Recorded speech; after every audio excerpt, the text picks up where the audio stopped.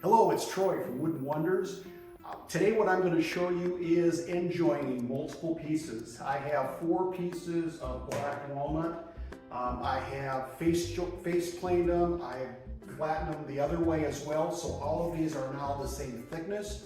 And so what I want to do is get each joint to line up perfectly, and I'll show a picture of what it looked like before. You've got gaps, and of course it goes like that. So you have to do joining together to make one piece into 2, into 3, and 4 to make something of width. The big important thing on getting a nice tight joint is a couple of things. First of all, you got to make sure you have your planer tuned properly. You got to make sure you have both sides of the bed lined up. You'll want to look at the manufacturer's suggestions on that. I have a Grizzly 8-inch end joiner, and I love it. Also, you're going to want to make sure that the fence is true, and I'll show a picture of that as well to make sure that it doesn't need to be moved one way or the other. So you want to get it as perfectly straight on as you can to make sure these lines in here are perfectly up and down.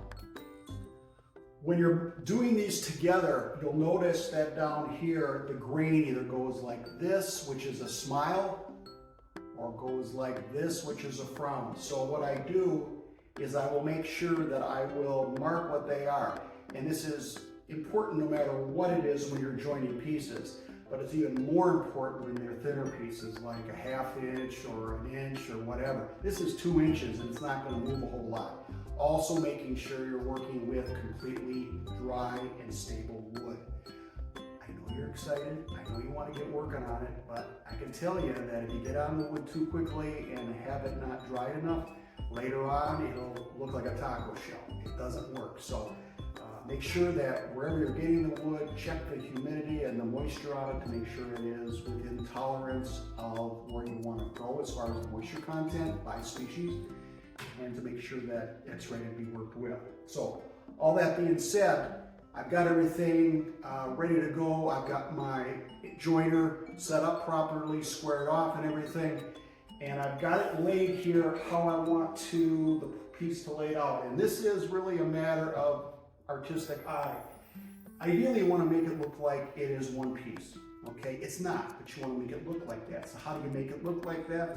You will look for grain patterns, sapwood, etc., and try to bridge the gap between the 2 pieces. You might not be so lucky. You might have what you have, so you have to work with what you got. So the best you can do to try to make sure that it coordinates and keeps a nice flow from one board to the next, because they'll all be combined to make one big board.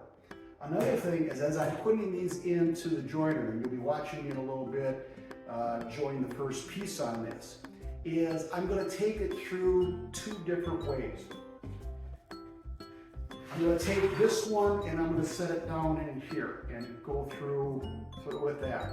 When I'm going to do this side, I'm going to turn it and then I'm going to go through that way. Why do I do it that way?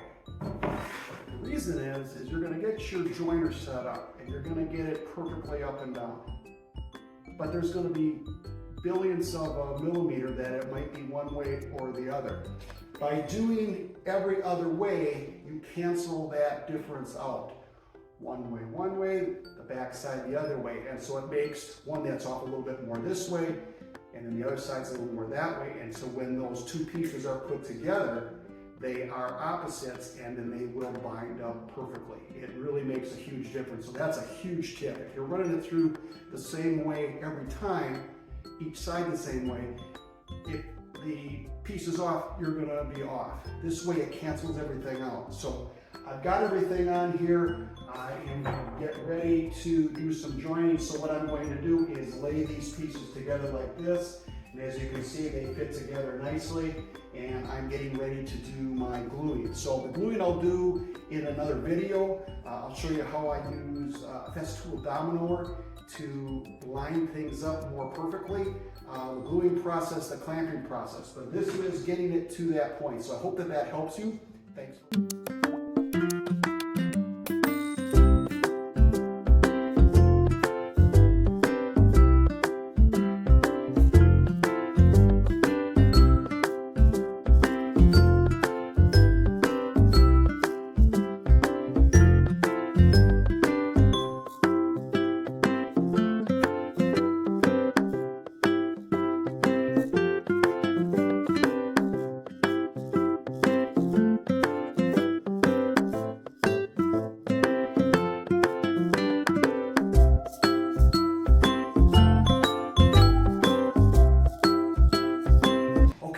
run all of the pieces through there. Again, I staggered the different ways that I put it through like I talked about earlier.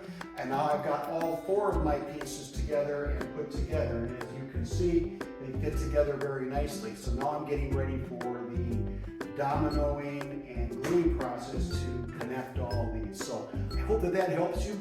Please subscribe, ask questions down in the comments area if you would like. And as always, thanks again for watching.